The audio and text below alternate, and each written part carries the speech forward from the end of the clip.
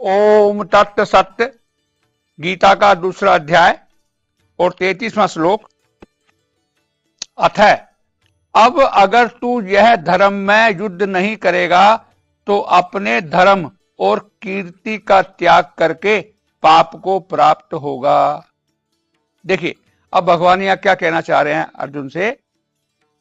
अर्जुन से ये कहना चाह रहे हैं कि जो अगर तू अब तेरे कर्तव्य को पूरा नहीं करेगा,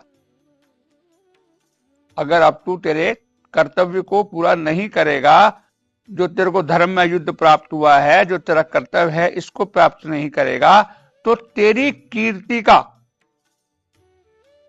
जो तेरी को कीर्ति प्राप्त हुई है, लोग जानते हैं तेरे को किस नाम से जानते हैं कि धर्म जो अर्जुन है उस जैसा वीर कोई नहीं है, उस जैसा धनुर्धर कोई नहीं है ना।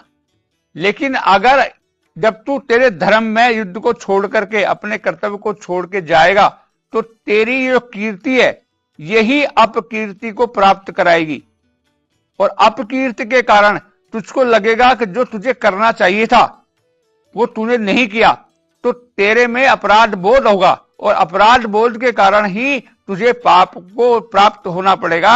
इसलिए हे अर्जुन, जो तेरे को धर्म में युद्ध प्राप्त हुआ है इसको तू कर। अब ये क्या कहना चाह रहे हैं? अब जो लोग सुन रहे हैं वो समझ रहे हैं शायद कृष्ण बार बार एक ही बात को बोल रहे हैं कि धर्म में युद्ध है, तुझे करना चाहिए, लड़ना चाहिए। तो क्या भगवान लड़वाना आए थे? क्या भगवान लड़वाना चाहते हैं? नहीं, भगवान लड़वाना नहीं चाहते हैं। भगवान तो अपने वर्ण के अनुसार जो आपका स्वभाव है उस स्वभाव के अनुसार आपको अपना कर्तव्य पालन करने का संदेश देना चाहते हैं, है ना।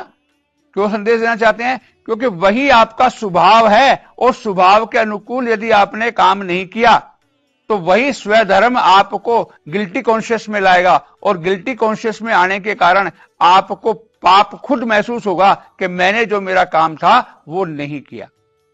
तो भगवान किसी से युद्ध नहीं करवा रहे हैं, भगवान तो ये कह रहे हैं कि तू जिस वर्ण में है, अगर आप जिस सोसाइटी के जिस वर्ण में हैं, और आपका जो विवेक, आपका जो कर्तव्य है, अपने वर्ण के अनुसार, मतलब अपने स्वभाव के अनुसार यदि आप कर्तव्य नहीं करेंगे तो आपको खुद एक गिल्टी कॉन्शियस महसूस होगा, और जीवन भर आपको इस बात का पछतावा रहेगा कि मुझे ये करना चाहिए था और मैंने ये नहीं किया। तो भगवान क्या कहना चाह रहे हैं? छात्र धर्म की बात नहीं कर रहे हैं, वो हम जैसे सभी के लिए कह रहे हैं कि जिसका जो वर्ण में जो कर्तव्य बनता है, जैसा जिसका स्वभाव है, उस स्वभाव के अनुसार प्रत्येक व्यक्ति को अपने स्वयं धर्म का पालन करना चाहिए।